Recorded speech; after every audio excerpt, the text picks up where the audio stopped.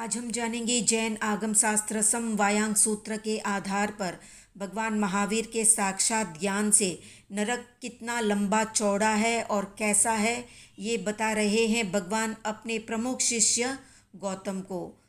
तो भगवान बताते हैं कि पहली नरक जिसका नाम है रत्नप्रभा, तो इस रत्नप्रभा पृथ्वी का बाहुल्य 1,80,000 योजन प्रमाण का है। उसमें ऊपर से 1,000 योजन का अवगाहन करके और नीचे से 1,000 योजन का वर्जन करके मध्य के 1,78,000 योजन प्रमाण रत्नप्रभा पृथ्वी में नारकों के 30 लाख नरकावास है। वे नरकावास अंदर से गोल, बाहर से चतुष्कोण और नीचे खुरपे की आकृति वाले हैं। वे निरंतर अंधकार से तमोमयी ग्रह, चंद्र, सूर्य, नक्षत्र और ज्योतिष की प्रभा से शून्य, मेद, चर्बी, रस्सी, खून और मांस के कीचड़ से भरे हुए हैं।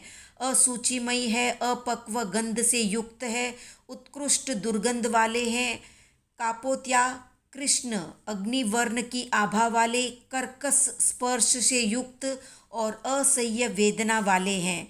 वे नरकावास अशुभ है और उनमें अशुभ वेदनाएं या दुख दिए जाते हैं। आगे भगवान नरक के आवासों की मोटाई के बारे में बताते हुए कहते हैं कि पहली पृथ्वी की मोटाई 1,80,000 योजन की है, तो दूसरी पृथ्वी की 1,32,000 योजन की है। तीसरी पृथ्वी की 1,28,000 योजन की है, तो चौथी पृथ्वी की मोटाई 1,20,000 योजन की है।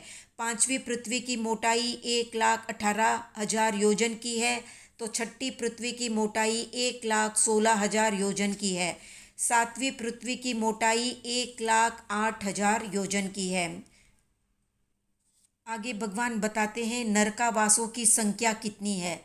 तो पहली पृथ्वी में 30 लाख नरक के आवास हैं, तो दूसरी नरक में 25 लाख आवास बने हुए हैं दुख भुगतने के लिए। तीसरी पृथ्वी में यानी तीसरी नरक में 15 लाख आवास है, तो चौथी पृथ्वी में 10 लाख आवास बने हुए हैं। पांचवी पृथ्वी में 3 लाख आवास है, तो छठी पृथ्वी में 99,995 आवास है। सातवीं नरक में 5 अनुत्तर नरकावास है।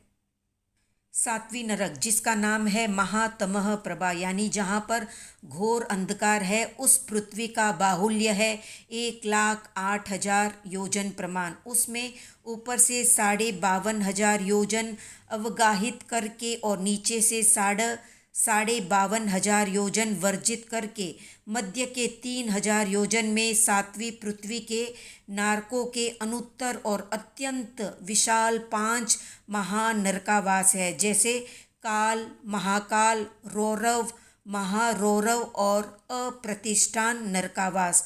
उनमें रौरव नरकावास गोल और शेष 4 नरकावास त्रिकोण के आकार में है। वे नीचे खुरपे की आकृति वाले हैं और निरंतर अंधकार से तमोमयी ग्रह, चंद्र, सूर्य, नक्षत्र और ज्योतिष की प्रभा से शून्य होते हैं।